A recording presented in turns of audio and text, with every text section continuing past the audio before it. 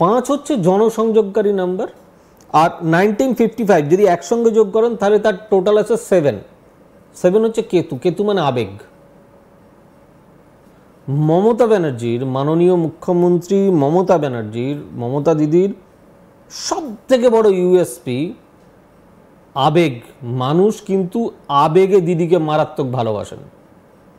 যদি প্রেক্ষাপট খেয়াল করে দেখা যায়, আমি প্রথমেই বলেছি 1947, আমি এই জায়গাটা তুলে রেখেছি আপনাদের জন্য, রাত্রিবেলা 12টার সময় ভারতবর্ষের স্বাধীনতা হয়েছে।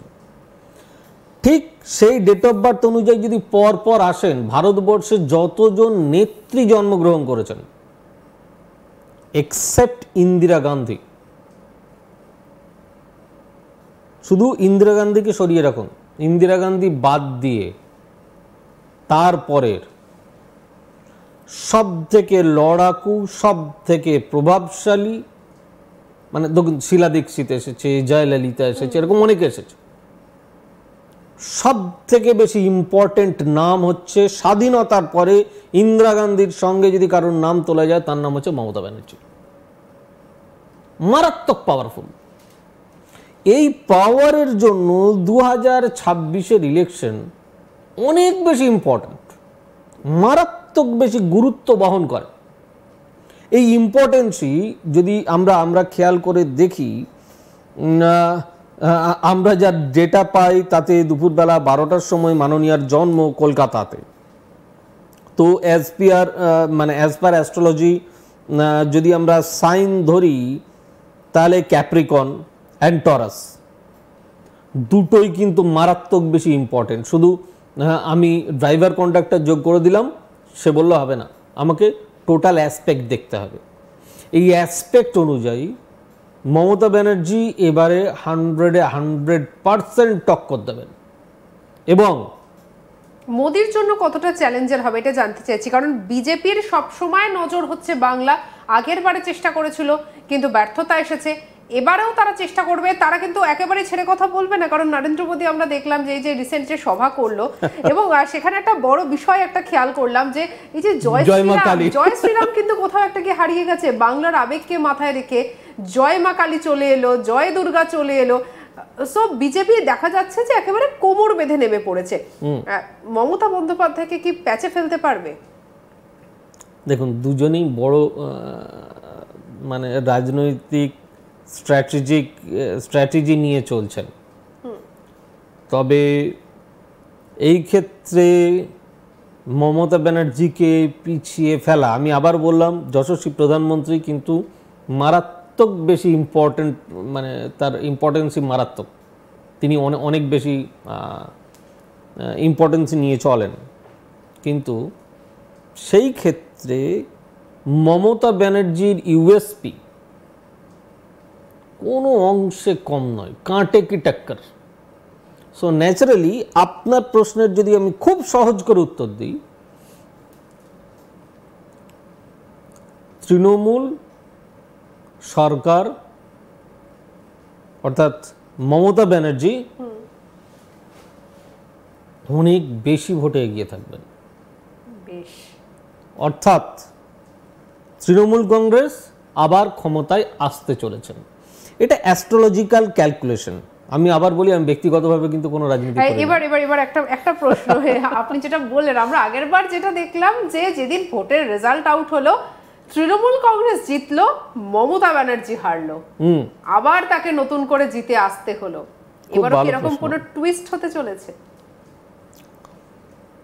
দেখুন, মমতা ব্যানার্জিকে হারানো সেটা যেরকম খুব টাফ, অ্যাকচুয়ালি এর ভেতরে না রাজনীতির অনেক কিছু খেলা থাকে।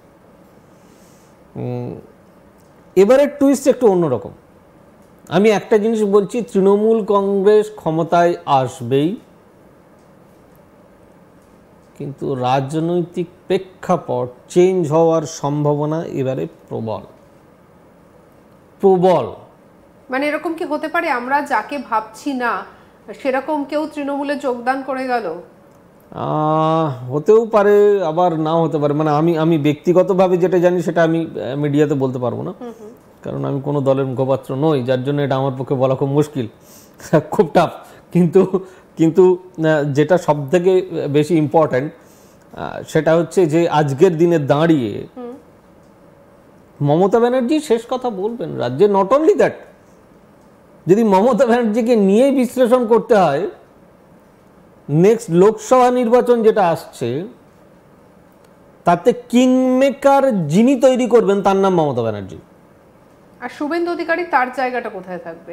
শুভেন্দু অধিকারী তো বারবার বলছেন যে এর আগেও হারিয়েছেন, আবারও হারাবেন, তো তার সেই আশা, তার সেই স্বপ্ন কি এবারেও পূরণ হতে চলেছে? দেখুন, শুভেন্দু অধিকারীও খুব লড়াকু নেতা এবং তৃণমূল কংগ্রেস থেকেই ওঠা একজন নেতা। ব্যক্তিগতভাবে ভালো নেতা। আমি কাউকে, কোনো নেতাকে তো পিছিয়ে রাখতে পারি না, এটা আমার পক্ষে খুব অসম্ভব ব্যাপার। তো কিন্তু ওভারঅল যদি আপনি ঘুরিয়ে বলতে হয়, আমি শুভেন্দু অধিকারী সম্বন্ধে ডাইরেক্ট কিছু বলতে চাই না। তিনি যথেষ্ট লড়াই করেন, প্রত্যেক দিন প্রচুর পরিশ্রম করেন। দিনের শেষে ক্যালকুলেশন না, এই মাথাটা আর এই আবেগ মমতা ব্যানার্জির ওপর কিন্তু কেউ নেই। এতগুলো জনকল্যাণমূলক প্রকল্প যেগুলো তার মাথা থেকে বেরিয়েছে, লক্ষ্মীর ভাণ্ডার, যুবশ্রী, কন্যাশ্রী, এগুলোই কিন্তু অন্যান্য রাজ্য কপি করছে। সো এটা তো মানতে হবে যে মমতা ব্যানার্জির ইউএসপি আলাদা, তাকে কপি করতে হচ্ছে। সেই যে হ্যাঁ, কেউ কোনো জায়গায় কোনো রাজ্য 2000 দিচ্ছে, কোনো রাজ্যে 4000 দিচ্ছে, সে বক্তব্যে আমি যাব না। কনসেপ্টটা কার?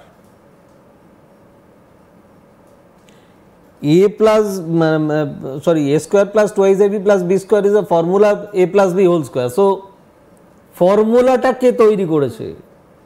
এই ফর্মুলাটাকে তো আবার নানানভাবে ভাঙা যায়। সো এই জায়গাটাতে ক্যালকুলেশনে কিন্তু মমতা ব্যানার্জি অনেক বেশি এগিয়ে।